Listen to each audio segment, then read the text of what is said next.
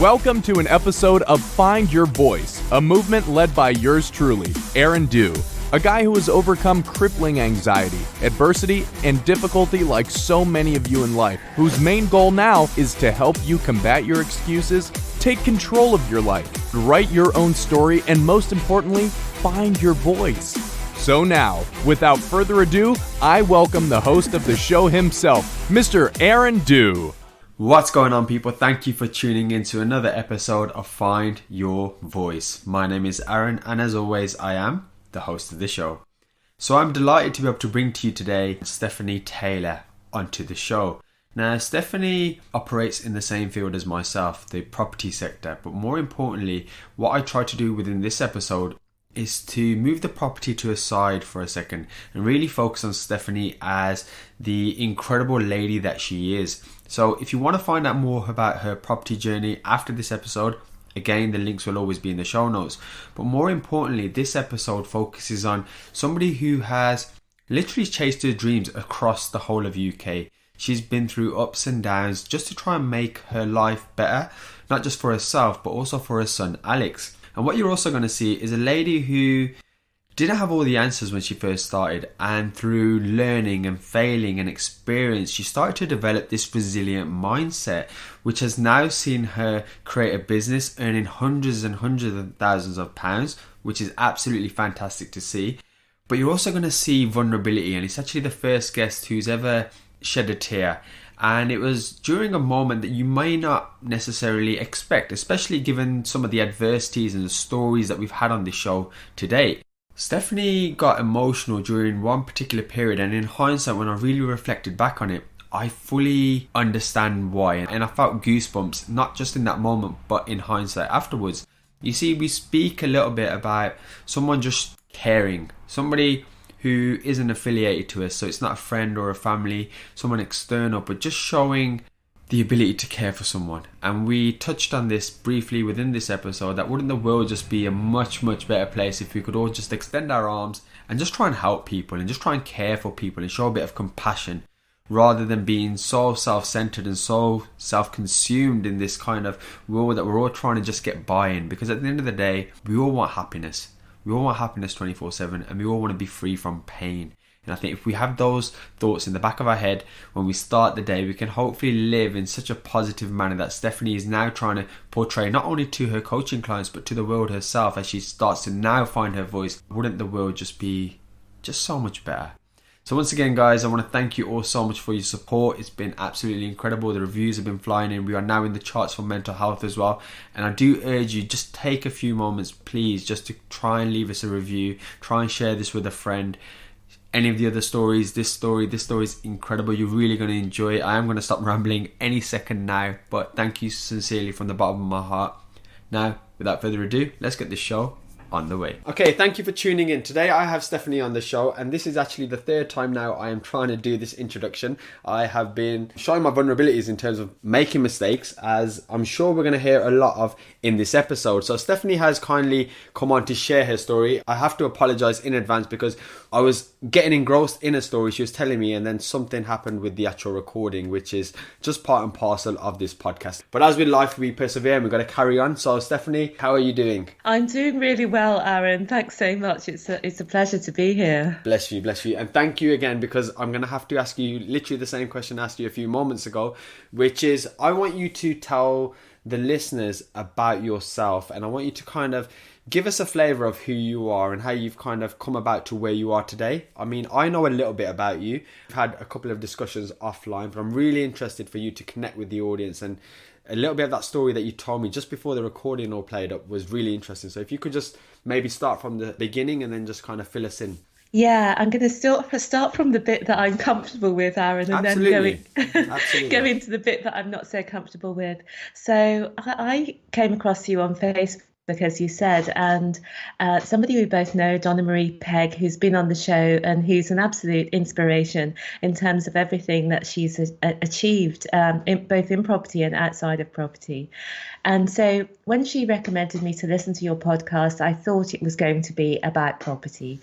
And I was really blown away because Donna's story made me think about things in my past which I don't think about very often.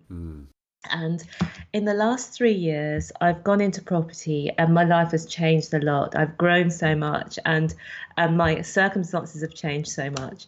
But what it makes me think about is how did I get from where I was as a young girl, 19, when I got pregnant with my son Alex, and as a single mum, and also the reasons for being in that relationship that I was in at the time, and so on. The where I was and my place in the world, to somebody who later on could start a business that has now become, reasonably successful, turning over £400,000 a year and with contracts just under £2 million every 5 years. And it's just, how do you go from one to the other? And even in 2013 and 14, because life is not a straight line, I was having a very low ebb, and I was working in a just above minimum wage job, and I was really unsure of myself and not sure whether I would be able to perform in that kind of job. Even though I had 3 degrees and experience of running my own business in the past. So I hope that gives a little flavour of who I am, and we can maybe dig into some more bits of it as we chat on. Yeah, absolutely. And you just said some stuff there that I never knew about you. So you've came from being a single parent at 18 to your son Alex, and then from working minimum wage to now having this established, very successful, for in terms of £400,000 you generate in a year. Let me just say a little bit about the property. I know that that's not where we're going to be focusing, but just so that your listeners can understand. So when I started the business 3 years ago with my sister, we weren't going into it with a huge amount of money, but that's another thing, that you can start a successful property business and then eventually move on to buying your own properties and creating wealth with only a little bit of money to start. And that was the strategy, or one of the strategies we used for that is called rent to rent, where you rent your properties for 3 to 5 years, you agree a guaranteed rent with the landlords, and you rent them out for more money. And everybody knows what's happening within that relationship, and everybody is happy with it. And by doing an exceptional job for the landlords and for your tenants, you can then make money in between. And from that cash flow, we've then been able to buy our own properties as well, worth over £1 million.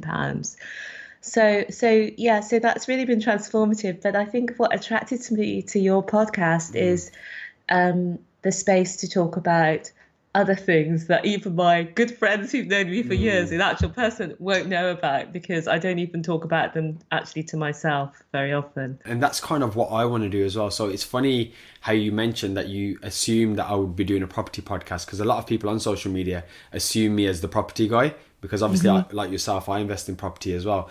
But property's never really been my passion, and it's never really been the thing that gets me out of bed.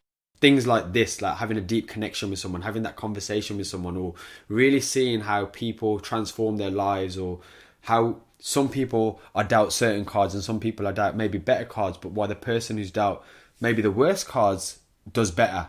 And I always find that fascinating, and I always believe that sometimes the best people in the world are those people who have had to suffer with some level of adversity.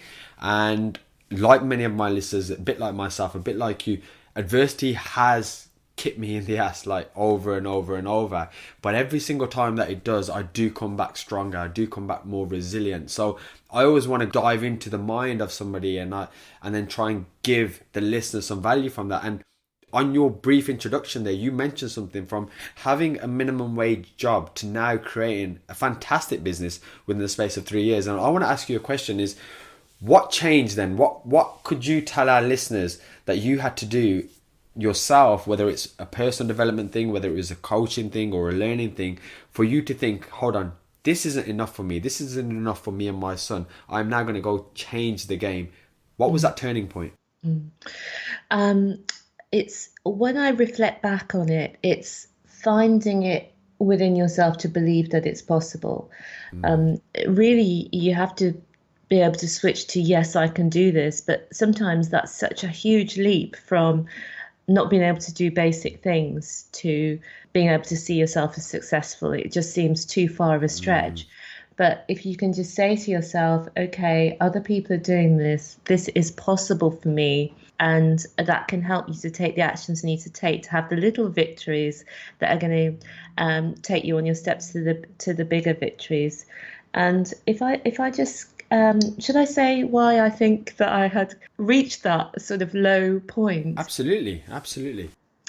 Well, I'll just recap a little bit because I had my son, and I had been at college at the time, and so I hadn't completed my A levels, and so I was pregnant with him, and then I wanted to work. I had it in my head that I needed to work and I shouldn't be on benefits. And so when he was born, I then went out to work, but I was on a low paid job because obviously I didn't have any qualifications and I was quite young. And what I found was it wasn't working out because the pay was quite low and the childcare was quite expensive. And also I was missing my baby, he was missing me.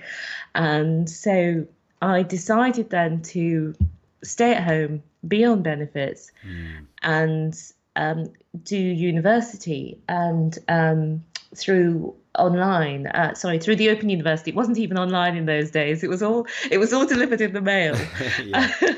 It was all delivered in the post, and then they had these summer schools where you would go along. So I did that for 3 years, and then when Alex went to school, I then went to university full time, and I got a year off. I was doing a 4-year sandwich degree, and I've actually heard you say that you were a social worker. Absolutely, yeah, I was. Yeah, and this was a 4-year sandwich degree course where you had a year on a social work placement, and you also got your social work diploma as well as your bachelor's in sociology. So I was doing this at our local polytechnic, and Alex was at school. And then eventually I graduated with a first. Fantastic. Yeah, it was great. And I then went on to be working part-time at the university, doing research and also doing filling in for lecturers, so doing some lecturing. And I had another part-time job as a tutor, and I was doing little bits and pieces like that, fitting in with Alex. And eventually on from there, it's quite a long story, so I'll just condense please it carry down. on. It's fine.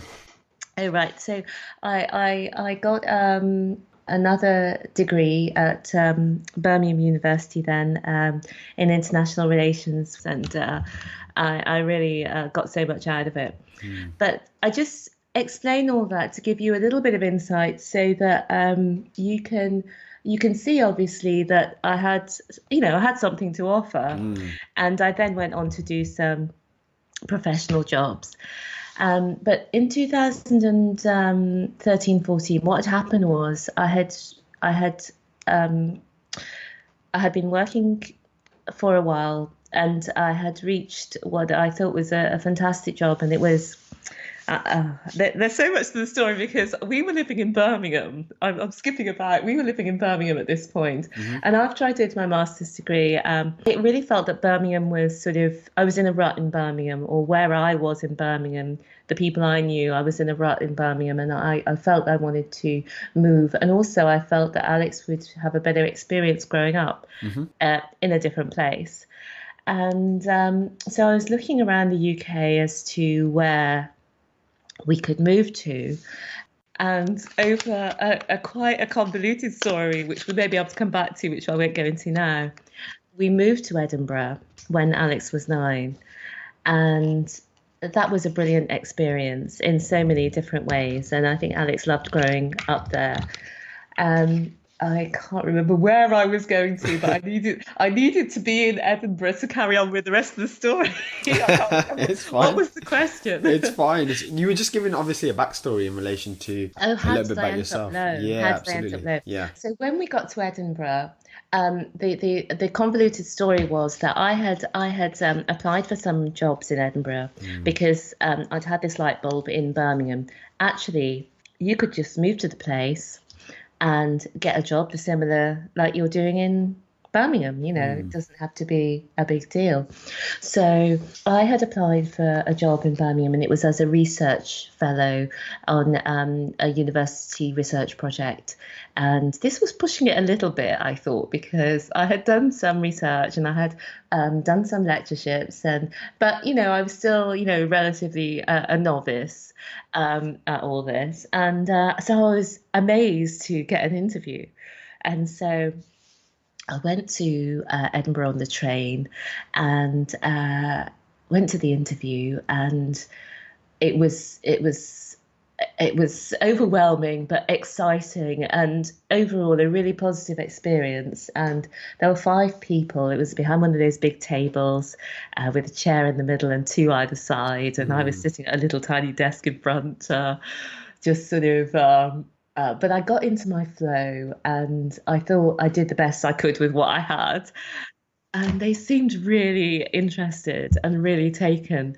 And the chair was asking me, where will you be later on? Because, that was the days. Was this the year? It was probably around 1999.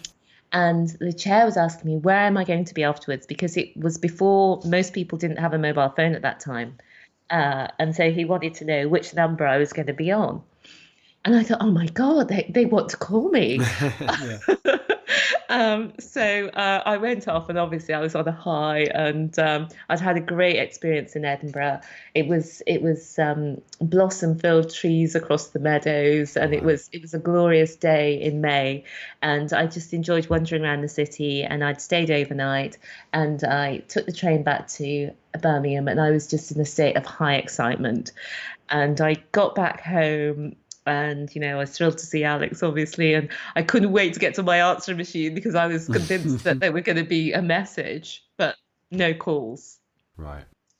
And so I waited, and I realised eventually, obviously, that there's not going to be a call. And about 10 days later, a letter came through the post, and it was the most beautiful letter. It was about 1.5 pages long, and it was so beautifully written with such care. And he had said that I'm crying just thinking about how much he really cared. Do you know what I mean? Take your time. It just really touched me. But anyway, this is not even the sad this is not even the sad part of the story. This is a happy part. But he said that they were so impressed by me, and not only that, he went into the reasons of why they were impressed, and they thought I would be good for this role, and actually I would also be good for other roles in international bodies, and they suggested some of those could have been. And they also said that they'd taken on somebody who was a research student there already, and she had done her PhD with them, and it just seemed like the natural choice to take this person. But would I be interested in doing a PhD at the university? And I had said, obviously I was over the moon. I don't think I cried. Oh, bless you. But I was over the moon. But what touches me now is, reflecting back, is the care. Just a minute. It's fine. It's fine. Yeah, what touches me now is the care that these people took for someone, they didn't know. But anyway, so a year after that, I was starting to think to myself, it takes me a long time. Oh, bless you. I don't need to be going for a specific job like that. That would be an ideal job for me. I could just go for an everyday job. And an email came through. And sometimes emails from the past pop up. And I thought, oh gosh, here's an email from a year ago that's just popped into my inbox. And then I realised, no, it's now. It's now. They're writing to me now. Oh my gosh, Edinburgh University are writing to me again. And now they had some funding for master's degrees. And they're funding for master's degrees with this same research council, but the university gets to choose who they want to give them to. Okay. So they were offering me, would I like to go and do one of these master's degrees, and with the funding, to pay my tuition and a bit of living costs. And obviously, I was delighted and ecstatic. And it was another sort of twisting tale, because what happened then was that the Research Council had changed their rules the previous year to say if you already had a master's degree, which I did, you were not eligible for this funding. But again, the university, and in particular Professor Mike Adler, had written to the principal explaining this long story and asking whether the university would consider paying my tuition fees. And so they said yes, they would pay the tuition fees. And so I then only needed to meet my living expenses, and I got a little job at the Mature Student Support Office, which is on the same campus, so it was perfect. And we moved, and it was fantastic. And when I got there, I did this master's degree. I had the opportunity to do a PhD, and which I decided against. And I got an amazing job at the Scottish Government, it's now called, but at the time it was the Scottish Executive. And it's coming down from there to where we're about to talk to. That's why I've had to sort of build the story That's brilliant. up to where it's come down to, because if it's kind of, even I can't believe how could you come down from there so far. But what happened over the next 7 years is I totally burnt myself out, and I realize now that what I didn't know about mindset. I didn't know about how to master your mindset, how to systemize your business, how to outsource and develop your business beyond yourself. And also, I didn't know that there are people who've done everything. There's no unique problems, that the solution to my problem is easily available and out there. It's not something I have to struggle to work out, and if I don't know the answer, it's not knowable. So I burnt myself out by doing everything myself, and not growing or scaling in the way that I needed to be able to do. So that's the backdrop. So I'm in this position now where 7 years later, I've decided to give up that business, and sold it on to one of the other members of the club, and just not work. And I was so relieved. And for a couple of months, I didn't do anything. But then I was like, oh my gosh, what am I going to do? What am I going to do? What am I going to do next? I didn't feel I could go back to the professional careers that I'd had before. And I just thought, I just need to do something. What about, I'll do some just temporary work, just some temping admin work, and get back into, working, and take it from there. But I was at such a low ebb. Didn't realize it at the time, that I was really unsure about the work, and I had really got myself into a situation where I was doing something really mundane, such as it was a receptionist at a car showroom, very swanky cars, and hardly anyone came in. It's not a high volume traffic area, so it was a boring. Some reception jobs can be interesting, but for me anyway, that's not my mission vision. But the thing that happened that brought things to a head, and that made me realize that I'm off the boil, is that a job became available, a full-time job became available at this receptionist place, and I applied for it. And the job was very low paid. And I didn't even know the pay when I applied for it. And I didn't get it. And I was devastated. I was absolutely devastated. I just thought I was totally worthless, and that I couldn't even get this particular kind of a job. And what was I going to do? Because now nobody wants me, and I can't do anything, and I'm totally worthless. And I met the lady who got the job because I needed to show her what to do. And I kind of understood at some level then why I didn't get the job, because she was so over the moon to have this job. And you could see that the job was going to be her whole life. And looking back on it now, I think that the person who was interviewing just knows that job's not the right job for me. It was the right job for her, but it's not the right job for me. But I was locked in that scenario for a little while, you know. I didn't come straight out of it after that. And I did get out of it. And I got out of it by just recognizing that more was possible for me because for all of us, all of our skills and abilities are inside us. Everything that we need to be successful is already inside us. So it was inside me when I was going for low paid jobs, and it's inside me now when I'm running a successful business. And the only difference is, do I think it's possible for me or not? Do I believe in myself or not? And if I believe in myself, then I'm taking the actions that I need to take to make it happen for me. And if I don't believe in myself, then I'm not. And that is the simple switch that it can be really hard to make. I think that's really powerful.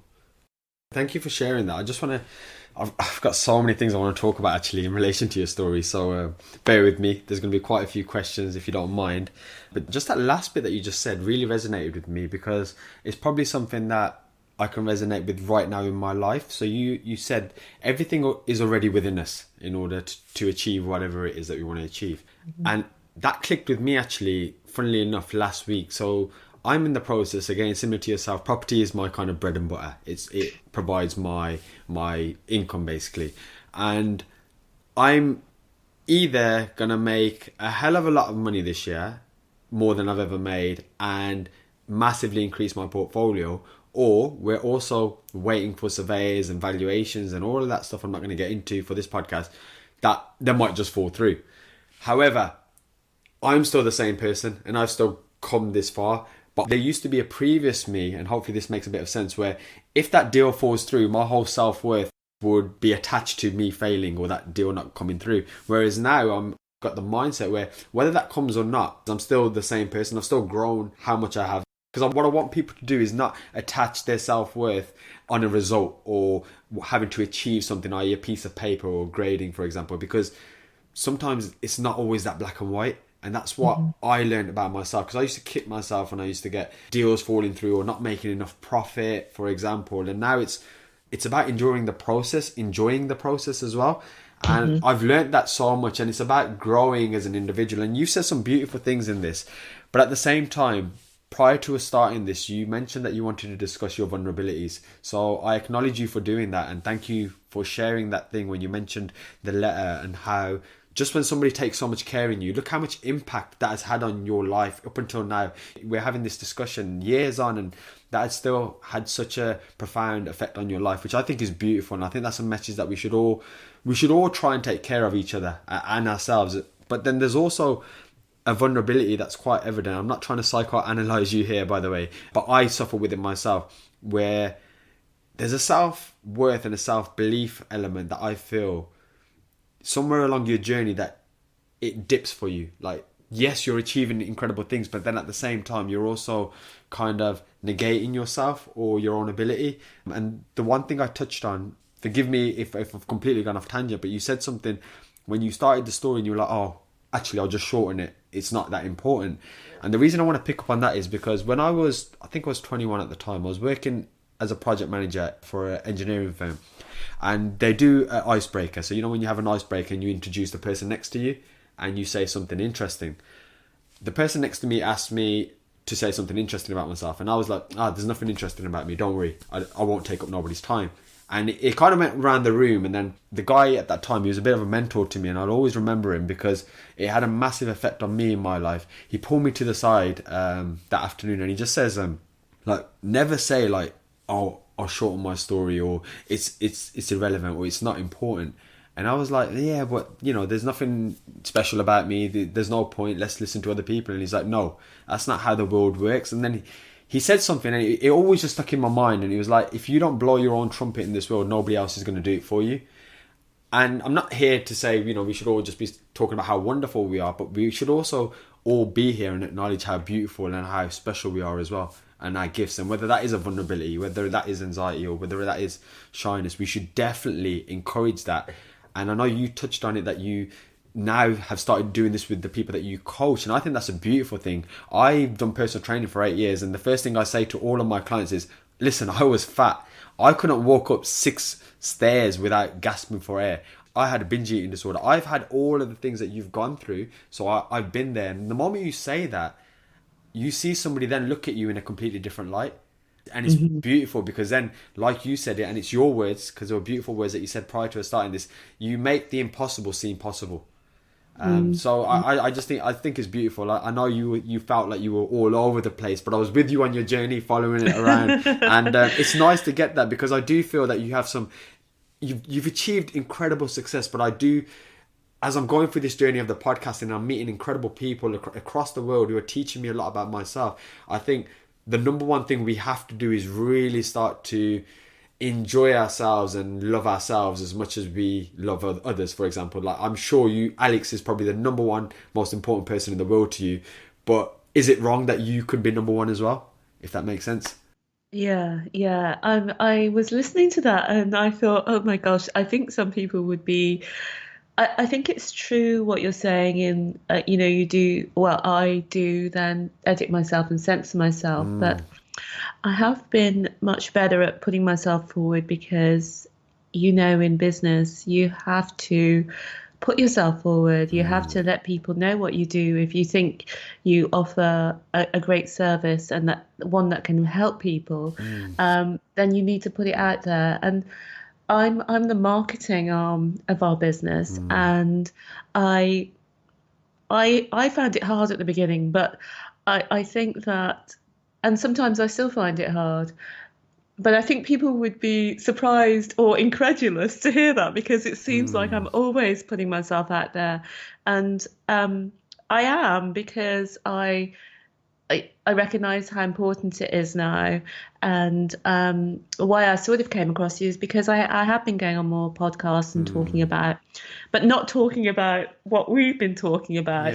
talking about the other side of it, and the sides where uncomfortable. But I think it is important for other people to get comfortable with sharing what they do and what they offer, because when people come into the course, one of the things that holds them back is that, yes, you need to talk to landlords, yes, you need to talk to agents, but you also need to tell everybody within your own network what you do, and you need to believe it as well. so that's so important. So we get them to practice saying it, and it's an important skill to be able to be authentic to who you are, and also be able to say what you do.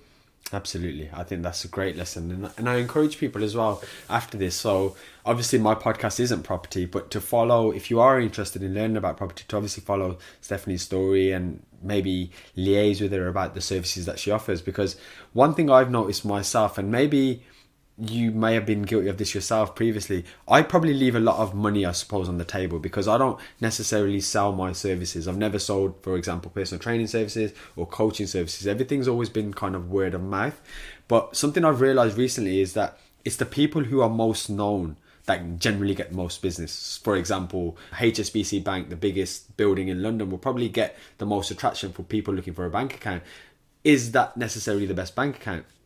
It's debatable. There's probably better ones out there. So sometimes it's not always the best people or the most liked people or the nicest, genuine people who will get all of the business. So there almost comes a point where we have to put ourselves out there. I know you've had the anxiety stuff. I've massively suffered with it. Yet people think, oh, but you've got a YouTube channel. And I'm like, you have not seen that a 3-minute clip on YouTube takes me 6 hours to do, because I'm messing up my words, as I messed up the intro for this before we started 3 times. I have to edit everything out, but then I still put it out there just in the hope that somebody sees a shy kid with a funny little accent putting himself out there, and then hopefully it sparks them to say, you know what, I've got a message, I want to share it. And that's pretty much why I do Find Your Voice. And I think it's brilliant that you're now putting yourself out there. I think you've got a great message. I think this will obviously hit your clients and the people that come into you to get to know you a little bit more as well, because people do buy into people. So one, yes, it's fantastic, you're going to get known you're already known within the industry, because I knew who you were. But 2, when you know a person and you know their vulnerabilities and they seem human, rather than this fake social media perspective where everyone's just happy 24/7. It's not the case. And it's brilliant hearing someone who's creating hundreds of thousands of pounds a year of income saying, actually, I'm still working on myself. I think that's beautiful. So honestly, I acknowledge you for sharing that. So thank you for that. And on that basis, then I just want to ask now. So I'm going to call you successful because you're very successful in everything that you're doing, and you're learning, and that's the beautiful thing about it. But what's a day like for you? What's your daily routine like? Because I always want to give my listeners some insight into what successful people are doing on a daily basis. Okay, so it's a bit of a mix, and I'm going to tell you a few of the things that I am doing and how I would like my mornings to be. Okay, Okay, yeah. because I for a little while I had this lovely morning routine where I had an app called Calm, and so I would meditate for a few minutes, and then do some exercise, and then come back and go in my, I've got a sauna at home, a little far infrared sauna in my bedroom, which I'm just so thrilled to have. It's about the size of a big wardrobe. It's quite a small bedroom, so I didn't think it would work, Yeah. but it does. So that feels a bit luxurious, and then really it varies after that, and the morning doesn't always go like that, but that's my ideal morning routine. And at the moment, I'm on a juice and soup thing for 28 days. And I'm just coming up to the end of it because I've had a period. Health is my number one value, because it's so easy for me to go into a state of unhealthiness, and that really makes me unproductive in all the other areas of my life. So I make that my number one priority. And I really have let it slide in the weeks previous. So I'm now, I think I'm at about day 23 or something of this 28 days of the juice. So I then go into the juice, and I'm a morning person. So I do my creative work in the morning, and then I set up the afternoon to be able to do anything where I need to be meeting with other people. So that part of the day can vary quite a lot. Sometimes I'm speaking in the evenings, and we have our live online coaching calls for the people who are working with us, which is obviously, it gives me so much joy going through those, because the major transformations are really the ones that take place in the mind, that help us to take the actions that we're taking, or that we need to take, simple actions that we need to take, but just making us take them. Absolutely. That's brilliant. Thank you. So there's some definitely great insights there for people that want to, I suppose, level up. And I think health, so you call it health, I call it myself. So I always have like the top 3 priorities that I always try and live my life towards, and one of them is myself, and within that obviously falls health, because without your physical health, your mental health, your emotional health, or spiritual, or however many you see, we have to focus on that, because without that we can't, one, obviously move forward in terms of business and life, but two, we can't also help other people as well. So I think that's fantastic, and it's something that is very common amongst almost everyone, I suppose, that I've interviewed. So thank you for sharing that. And now let's go back, if we may, then to a time of adversity for yourself. So you've obviously been up and down a fair bit, and you've had your fair share of, I'd say, interesting journeys and different careers and stuff. But if you could just think of maybe one specific time of adversity where in that moment maybe you were thinking, oh my God, this is actually the end of the world, but then in hindsight, having persevered through it, you've realized actually that was brilliant. And could you just maybe give us a lesson or two maybe from that? Yeah, I think there are so many like this.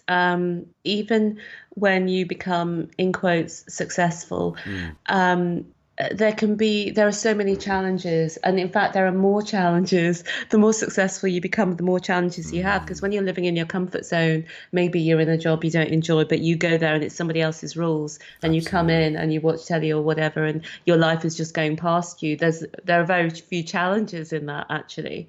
When you start up leveling and putting yourself out there and trying to change the game for yourself and trying to be a better person and get better results, then that's when the failing really, really starts to ramp up. And So I think that the biggest challenges, or at least the challenges that are coming to mind right now, are the recent challenges and the challenges of when we first started this and going into it with having failures to look back on, and you're not looking back from having that consistent success, and you're not looking back from a position of previously being able to make things work. I think sometimes one of the powerful things that I've learned in the last few years is we have to ask ourselves better questions. And the better questions are, we've now signed this contract with somebody for 3 years, for example. And so the question is, how can we make this work? How could this work? What would I need to know to make this work? Who could help me make this work? There's always information and people who have made this thing work and who could help you to know how to make it work. And when you ask those better questions, you get better answers, because your subconscious mind is so powerful. When you go to bed asking yourself questions, I often find asking yourselves good questions.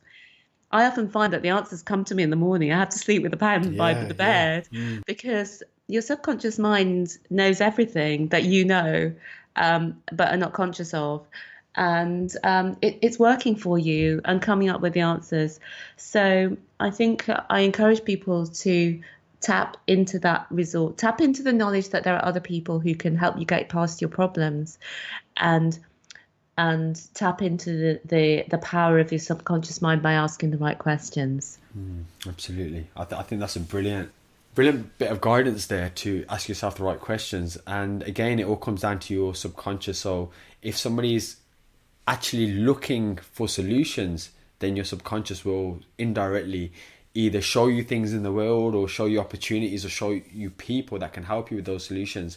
Whereas if you're kind of, I suppose, and I've been there, where I've spent so much of my time focusing on the actual problem, and my anxiety's gone through the roof. I'm stressed at my eyeballs, and you can't see clearly. You're not thinking with logic, you're thinking with emotion, and it's an absolute nightmare. And I've been there, especially with properties. But I bet you now, if that same situation or scenario happened tomorrow, you'd be in such a much better place. One, from obviously your learning, but two, from your ability to handle it. Yeah. And one thing I heard is that, and I like this way of thinking, is that when you first start out in a new area, you can only handle level 1 or 2 problems. In fact, level 1 or 2 problems are probably going to send you into a tailspin. Oh my gosh. I can't think of a level 1 or 2 problems, but things send you into a tailspin. But once you have solved level 1 and 2 problems, you found out how to do it, you found out that there was a system online that you could look to, or there was a person who helped you with it, then you're facing level 3 or 4 or 5 or 6, and gradually the level of problems that you experience gets bigger. So, for example, us running our business now, we're experiencing different problems than we have ever experienced previously.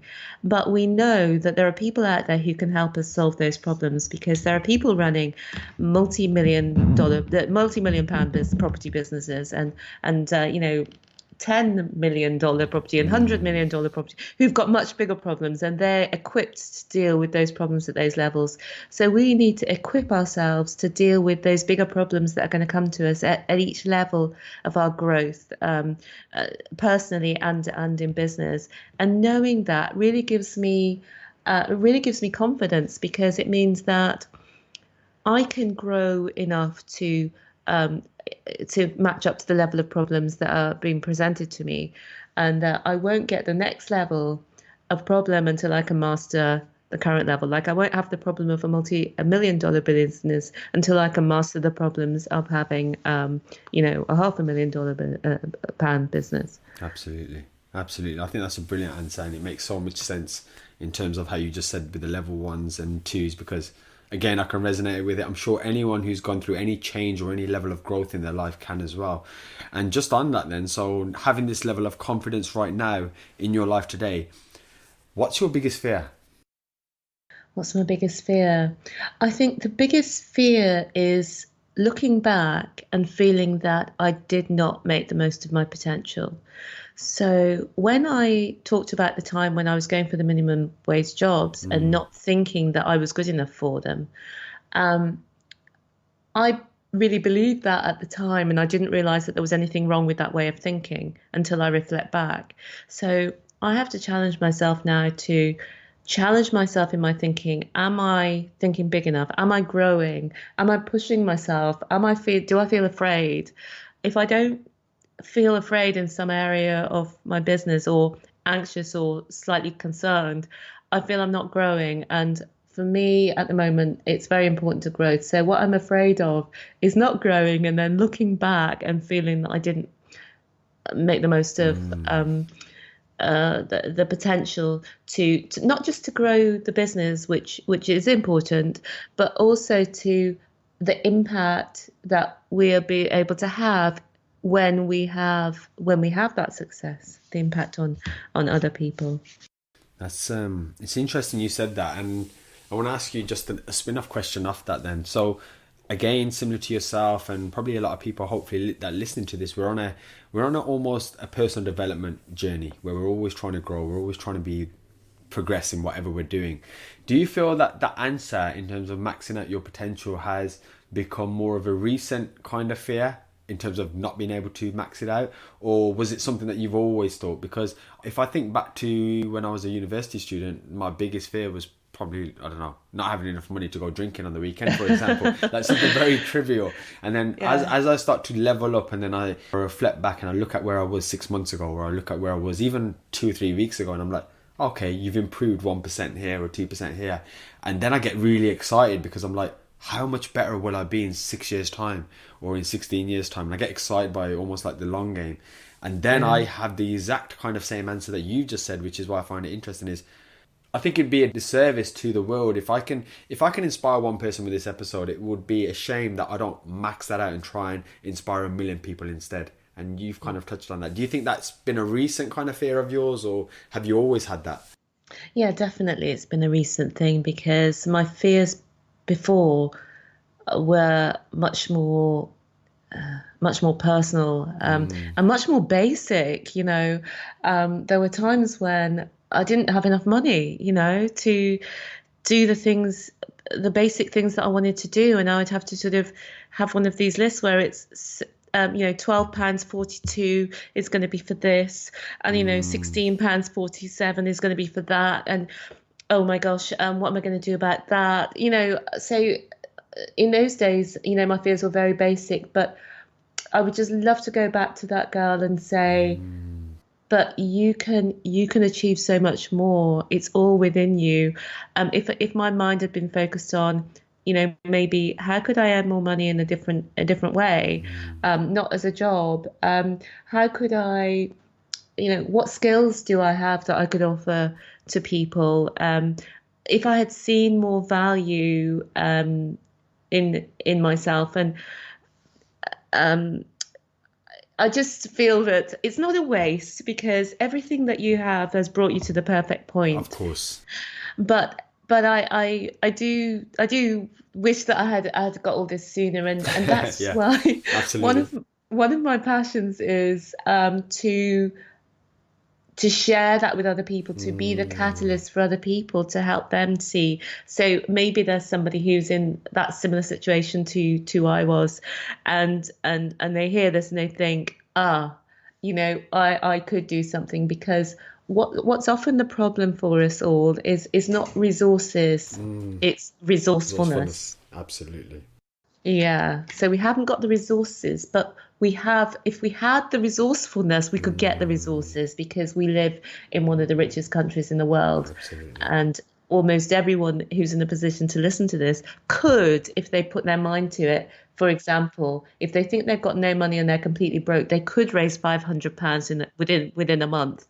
Nearly everyone can do that. And then when you think up from there, what value can I give to people that they would exchange for money? That's one of the questions to start asking. How can you improve the value that you can offer to people so that you could earn more money if that's something that you want to do?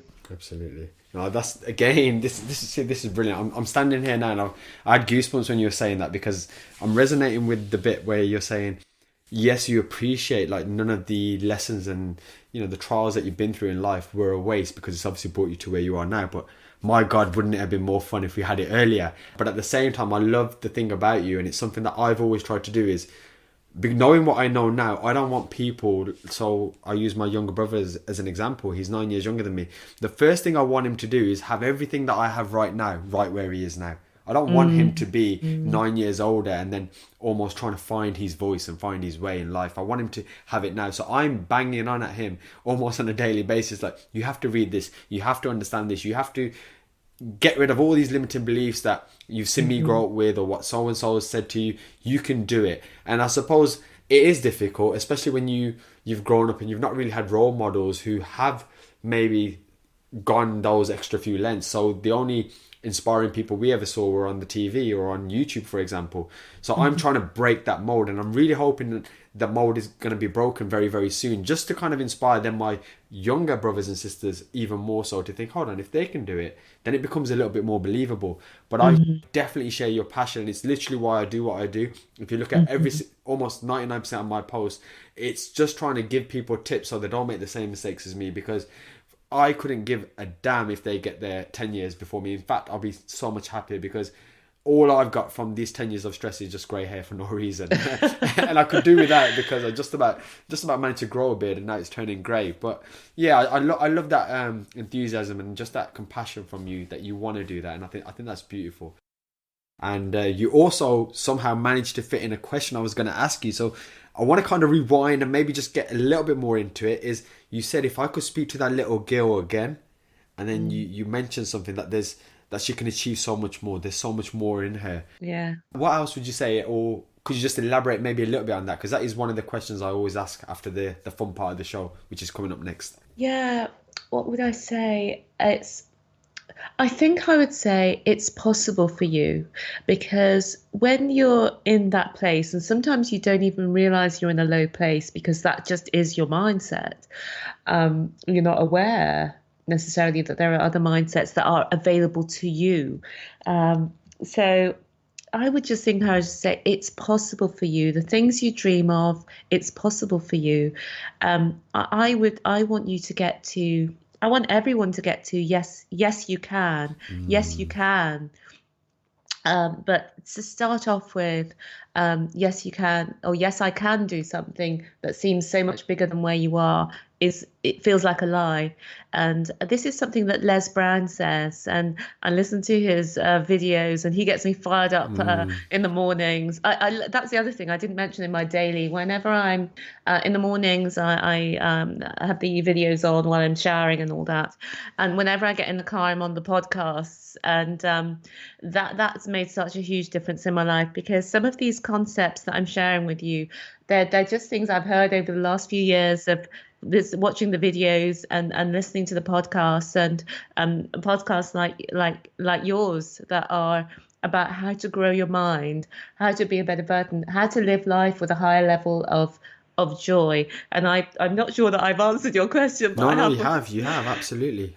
I was actually having a conversation, going off on a tangent here, with a friend yesterday, and one of the things he wants to do is go back into schools and kind of teach him the stuff he's learned post-school, i.e. the mindset stuff, the stuff that you and I are now learning about growth mindset, because we're seeing influencers, we're seeing Les Brown. Now, Les Brown, for me, he's one of my favourites, in terms of, I read his book, and it was on that day I quit social work, and I just turned off the engine and just jumped out of that plane and thought, I'm going to go into property. And he kind of had this thing about him. I loved it, and that really drove me. So I get all of that, and a lot of the stuff I probably say is, the messages are simple that are out there. It's just people have a different way of saying them, and I just try and say them in a way that's more relatable to people. I try and not just show you the good side, I also try and show you the bad side as well. But your answer is absolutely fine. I think it's something that we could all, in hindsight, think, oh man, I wish I just knew this as a kid, and it would help. And obviously we can't, unfortunately, go back in time, but what we can do is help the younger generation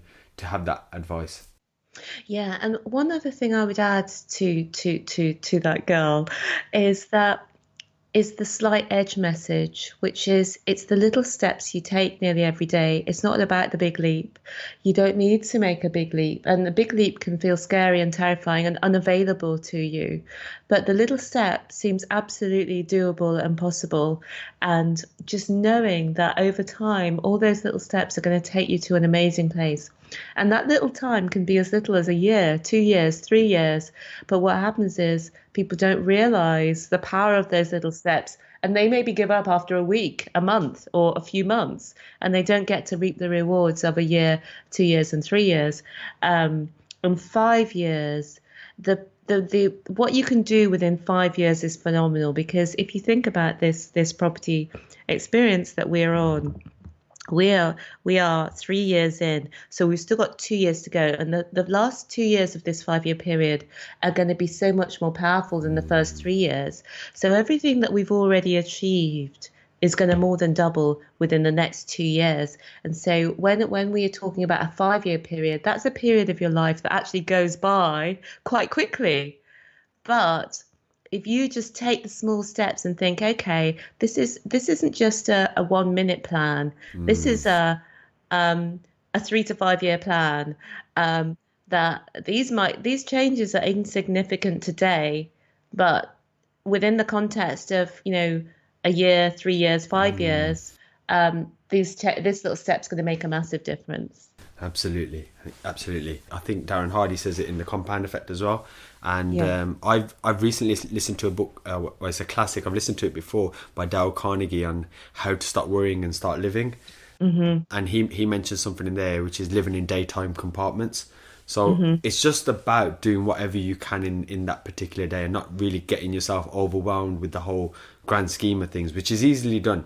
Especially like with social media, we feel we should be here, or we're seeing everyone almost doing amazing all the time, and we almost sometimes compare ourselves to other success, whereas it is those little steps every single day that make it happen. And I always use the fitness analogy because it's something I'm comfortable with. It's something that I've demonstrated from going from a fat person to getting into shape. And people always say simple things like, it's easy for you, you must have a fast metabolism, for example, or your genetics are different. But I'm like, I've been doing this for 8 years, and I've been doing this for 6 days a week. And even if I've gone for a drink on the weekend, the next day I'm in the gym, like everything I've done, it's a compound effect. I didn't one day just wake up suddenly and have a 6-pack because I decided to do crunches the night before. And I'm trying to instill that in people. Yeah, I know, sadly that just doesn't work. But I suppose we're in a society where everyone wants that instant gratification, and they want the results for their work straight away. It's like they've worked so hard 16 hours a day once or twice. But I'm like, just try that for 3 years and see where you end up. Because it will get easier, and you will get better, and you will skill up. And then sooner or later, if I work 16 hours in 5 years' time, it's going to be a hell of a lot more productive than my 16 hours now. So that's a brilliant message. And on that note, actually, we're going to completely flip the scripts, and we're going to go into the fun part of the show, which I'm sure you're probably familiar with, where I just give you as many questions as I possibly can in 60 to 90 seconds. There are no right or wrong answers, so please do just say as and what you feel like. And whenever you're ready, we're going to get started. I'm ready. Okay, fantastic. We'll start in 3, 2, 1. If you could abolish one thing in the world, what would it be? Fear mindset. Your favourite hobby? Hot yoga. Your biggest role model? Oprah. What would you like to be remembered for? Inspiration. Your biggest goal this year? To write a book. Your worst mistake? Not starting sooner. The lesson you learnt from it? Believe. If you could relive one day again, what day would it be? I think it would be the day that I first got the positive mindset. The day that, anyway, this is supposed to be short answers. But No, yeah, it's fine. The day everything changed. It's a bit of a long story, so I won't go into it in the quick fire. Okay, I'll let you off for that one. But otherwise, I want to hear your stories. But brilliant, yeah. The ability to fly or be invisible? Fly. The number one thing that annoys you? Myself. Money or fame? I think money. Your proudest moment? I think my proudest moment is that we started the business, because I don't know, looking back, why I thought that I could. I'm glad you did. Thanks. Your favourite food? A raw cashew nut. Would you rather speak all languages or be able to speak to animals? All languages. What song best describes your life? Oh, I love the Labi Siffre song. Something inside so strong. Love that. And I love your rendition of it as well. I'm not very good here, but it touches my heart because it makes everything, all my hairs stand up, and it just makes me know and make us all know that we have everything we need inside us, but we shouldn't let anybody else pull us down. I love that message. And finally, if you had an extra hour a day, how would you spend it? Learning. Love it. So sadly, that actually does bring us to the last question of the day, which is about legacy. And I know this is something that's obviously important to yourself because you want to be remembered for someone who inspires people. So if in 150 years time science fails to save us and all that exists is this book, and this book is about you, it's about all of the weird and wonderful things that you've done in life. Firstly, what would the title say? And secondly, what would the blurb at the back tell us about you? The title would be Yes You Can, and the blurb on the back would say that I inspired lots of people to change their lives for the better and create a life that they love. I'm putting you on the spot here a little bit. And when you say lots of people, have you got a figure in mind? I thought about that fleetingly, and I don't. I want to touch a lot of people. Let's make it happen. Let's put it out there in the universe. We have the power, don't we, through the internet, and it's so incredibly phenomenal. And I'd love to harness that power and move beyond helping people in property to helping people just flick the switch to yes you can. Absolutely, I love that. And just on the basis of property and obviously everything else that you do, Stephanie, could you please let the listeners know how they can reach out to you following this show? Yeah, if you're thinking of starting a property and you'd like to think about a way where you don't need a lot of capital to start, a great way to start is to download our free 6-step system, which you can get at renttoRentSuccess.com. And if you got, and also in there you can get free online training and you can book a call with me to talk about it. Or you can contact me on Facebook. I'm Stephanie Taylor, and message me.